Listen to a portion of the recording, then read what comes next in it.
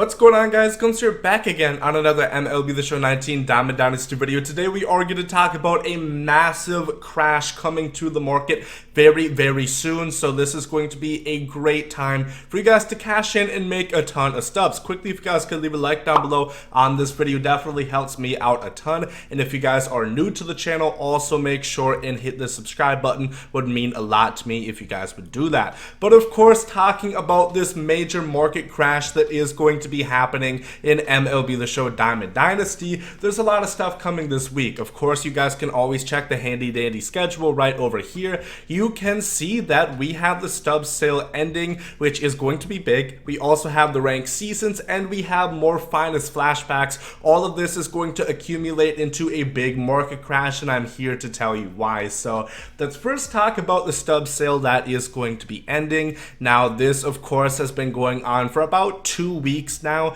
You know, it started ever since this game went on sale with PlayStation Plus on the 1st of October, and now it is going to be ending tomorrow on Tuesday. So this is going to help contribute within the market because, as you guys know, whenever we do have a stub sale, it always creates inflation because a lot of people buy stubs. There's more stubs within circulation, card prices go up. It's simple economics, and the fact that the stub sale is going means that people will start to lose out on their stubs with however they be accumulated, whether it be through tax or packs or different things. You know, people are just not going to have as much stubs, so people are not really going to be buying any, so it's going to be a lot different. So that's going to be a big contributor within the market. We always see that whenever the stub sale does end, that the market does slowly start to go back. But this is not going to be a slow curve, especially once we reach towards the end of the week, because if you guys have not been aware, if you missed my video, if you have not been on Twitter, if you've been living under a rock, we have a brand new ranked seasons reward coming out tomorrow, and it's a big one. It is the Great Bambino. It is Babe Ruth. They did release his stats. It is 125 contact both ways, 125 power both ways, 111 vision. He has about, I think it's 74 fielding, 73 arm strength, and 64 speed. So pretty much exactly what you would expect from his card if you were to look at his Immortal from last year. It is almost, you know, pretty much the exact same thing if I were to actually click on the correct thing right here. The vision is, you know, even better. I think they actually made his card better than it was last year. I don't know if he has 99 bunting. I don't remember that, but it's a really good card. It's going to be wanted by a lot of people, and if you went ahead and saw kind of how Chipper Jones went, of course he was this month's or this most recent ranked seasons reward. He's still going for 470,000, and there is a lot of Chipper Jones out there, and if you were to look at the marketplace, the trending on how much he's went for, especially towards the beginning, the first people that had him, they were listing him at 1 million stubs, and now even a whole month past damn near, it is still right around 500,000. So what is that all going to do in the market and making it crash Babe Ruth? A lot of people are going to want to get that card. A lot of people are going to want to get that card early to try him out, and I think what's going to happen is a lot of people, you know, towards the end of the year now, Babe Ruth is a card a lot of people have been waiting for. They're going to start selling off cards that they have had, and that is going to, you know, of course, crash the market, because the big thing whenever we see, you know, big differences in the prices, once we see them start to go drastically downwards, is, you know, everybody's just trying to sell off their cards to get stubs, or whatever the case may be. And if you consistently keep selling cards, you know, that is going to drive the prices down. If you guys have ever been caught in a war, like in a bidding war, or a selling war, I guess you would actually call it, to sell a card, sometimes you'll notice some people just drive the price down by 5,000 stubs because they want to watch the world burn. I don't like to do that. I usually go by 5 or 10 stubs or something like that. Hell, if you want to do 5,000, go ahead. Nobody's stopping you. And that really helps down, you know, create a downward spiral within the market. And then once you consider the finest cards that are also coming out, this is going to be a catastrophic market crash. The finest cards really did crash the market quite substantially this last Friday, if you guys were not aware of that, or I think the update was on Friday. It might have been on Thursday. Either way, you guys know it definitely, I think it was on Wednesday actually, Mulligan. So the finest pack, this is going to be set to the finest players. It is going to be once again 25,000 stubs. I do believe, I don't think they'll change that. Maybe they do, maybe they don't. I don't think they will. I imagine it's going to be everything the same. And I think these finest cards are coming out on Friday, on the 18th. I'm not going to check the calendar, but I'm quite sure that is correct.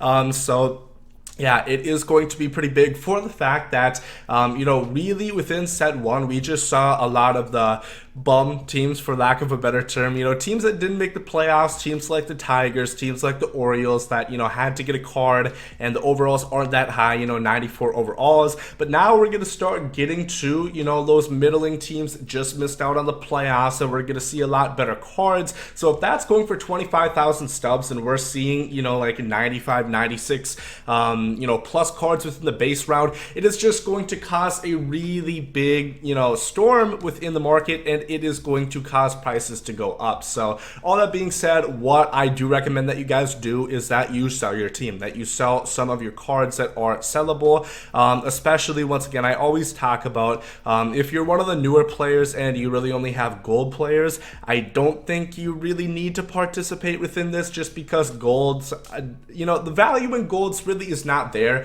at this point. You know, no golds go for all that much, so they generally don't get touched. Generally don't get touched. Really, we're looking at signature series cards, flashback cards. Those are what goes down within the value. Specifically, I would say third base is one place that you might want to be looking at. If you were paying any attention at all towards the finest fan voting, there's a lot of third basemen that are getting dropped. You know, a lot of, you know, third basemen did really well, and you know, we saw three, I believe, I think it was only three finest third baseman, which definitely did kind of tank the prices of third baseman, and I think it's going to even more. You know, really, we don't know which of the 10 more finest fan voting players are going to release, so we're going to have to wait and see. I don't think pitchers are on there all that much, and I don't think pitchers are going to win necessarily.